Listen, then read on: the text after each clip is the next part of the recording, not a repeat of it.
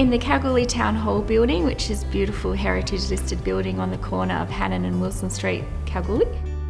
We offer the tram tour, which is a 2-hour tour, and it runs you around town showing you lots of different sites, and you hop off at 5 different locations. One of the stops is the WA School of Mines Minerals and Rock Museum. Then another stop is the Super Pit Lookout, which is the big open cut mine. Another stop's the Chunky Timbers Recycled Timber Workshop, where you meet a real local character in Chunky. See just some of his woodwork on display and his workshop. We call the tour the Taster Tour, so that if you do like something that you see and you want to spend more time there, you know where it is so that you can go back to it. Book early so that you can get in and experience this great tour.